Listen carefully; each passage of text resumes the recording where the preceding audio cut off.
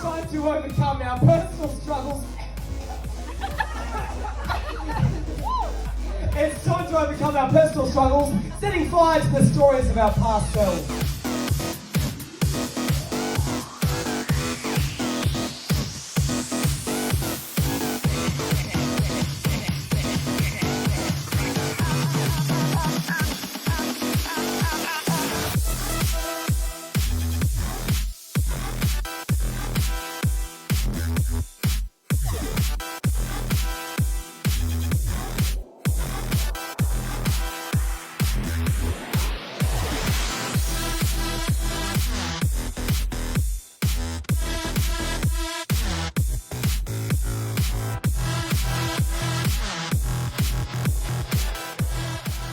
I'm looking through here, aren't I? Just lines here. Yeah. We might have to take a few takes. So I started pole dancing when I was 19. So I've always wanted to, dance ever since I was young, but I felt like I couldn't because of my own doubts and because, I wasn't like a petite size, like every stereotypical dancer kind of body. So I always thought that I couldn't, and then I found pole dancing, and then I've learnt that it doesn't matter what size you are. You can always do whatever you want. So yeah, dancing, and then 3 years into it, and now I'm here. What is your beast? What is your character? What's the So story behind it? mine is the Egyptian Sphinx. So the story behind it basically symbolizes protection and self-assurance, which is something I resonate with in terms of mental health and kind of my own journey through dancing. So I started dancing at the age of 2. My mum put me into ballet classes pretty young. I've always, dance has been a massive part of my life for a very long time, but I sort of lost interest when I hit my teens, which I feel like happens kind of too.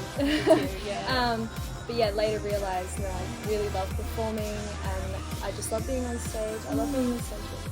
I'm a fae, so dark fairy queen kind of vibe. Fairies have been like an interest of mine, a special interest of mine since a child.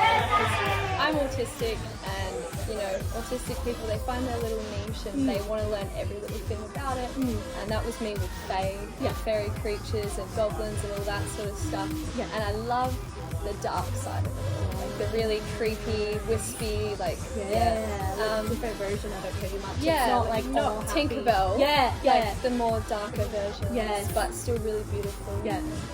I'm excited to see which big friends I really am. Alright guys, we are here with Harry and Claire. How long have you guys been working together? 2 years. Yeah, about that. Yeah. Pretty much since you showed up, Yeah, like since at I the started. training space, yeah. Oh, amazing. First acro partner. Yeah, how good. How good. And you guys work so well together already. You can kind of see it, like you're very confident and comfortable within each other. So that's really good.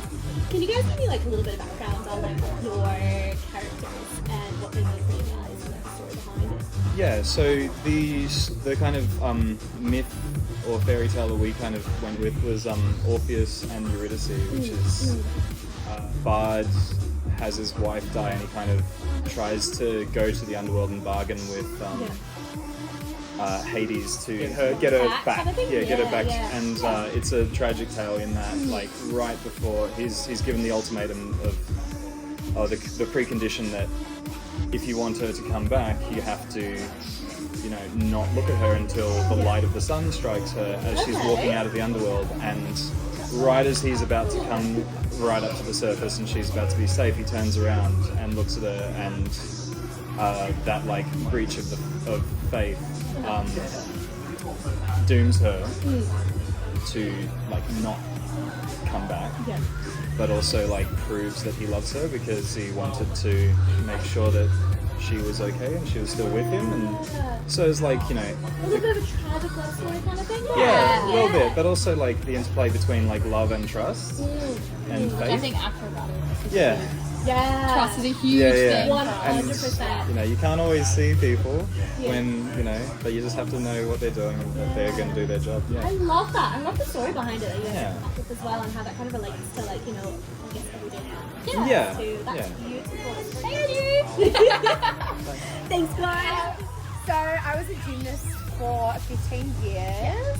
And then I was like, well, I'm not going to the Olympics. I may as well try pole dancing. Yeah. So did that, and then I entered the industry, the adult industry, about 3 years ago. Yeah.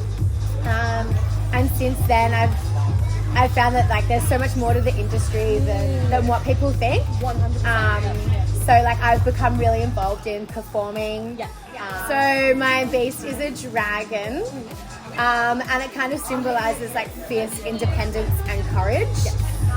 I feel like there's been lots of times in my life where I've had to, stop relying on people that are close to me, and sometimes having that independence, finding your own feet and having the courage to do that is really powerful. So yeah, being a dragon to me symbolizes being courageous, being strong, and being independent. Oh, that's right. Pearl Van Dam. Yeah, lovely. I grew up doing ballet actually, and then I had, I did drama and stuff like through high school and everything, and then I took like quite a few years off. I wasn't really dancing that much anymore. And it wasn't until like the last 18 months I got back into it, started doing a bit of pole and burlesque and started expanding and like. So I am a harpy. To me, this is about embracing the chaos of life and extricating yourself from challenging positions and holding on to your feminine strength and relationships that weren't serving me, some situations, work, all of these types of things that weren't serving me anymore. So I really found my inner self again, and sort of part of that is becoming like a performer again, because I loved that when I was growing up. And the first time I performed on stage, I actually drove home with happy tears, because I was like, this is who I am. There's something about it, right? It just feels like it sets you free in a way. Like, it just feels so good, and there's just something so nice about being up on that stage. I feel like at home, and some people get like will ask me if I'm on stage like whether like I'm scared and stuff, and I'm like, no, everything slows down for me on stage, and I feel awesome. Like I just love being up there. So great. And where do I look? Me, To you, and the camera. Which lens? Either? Both of them. Yeah. All right. Great. Okay. Oh my God. I've been performing on the Adelaide drag scene for about, I've got to say, it's close to 20 years, Fawn.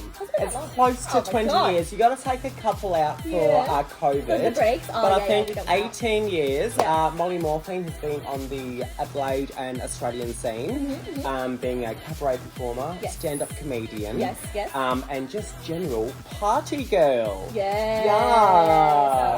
It's funny because I had just met you working here, so I don't really know much about your performer background. No. And then when you told me you were doing drag and all this kind of stuff, or you used to be in it, I was like, let's do it. Let's do it. I don't know how it's going to work out in Fringe, but let's make it work. I've had maybe about a year off, and then Fawn's dragged me out of retirement to do a show on this gorgeous stage. I'm not sure if I told you, Fawn, but I was also part of the industry. What? Back in the day. You didn't tell me. The Craigslist days, the back page days. I was all amongst it. I was everywhere.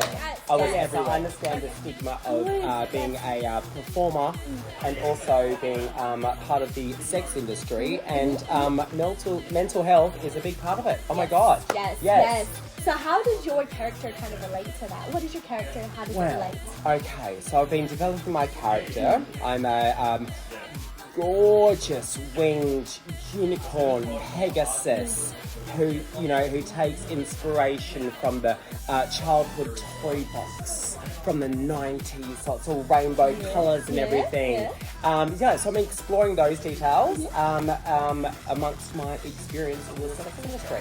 So this is the perfect format for it. I'm so excited to see what you come up with. Cheers, babe. Cheers, thank you so much.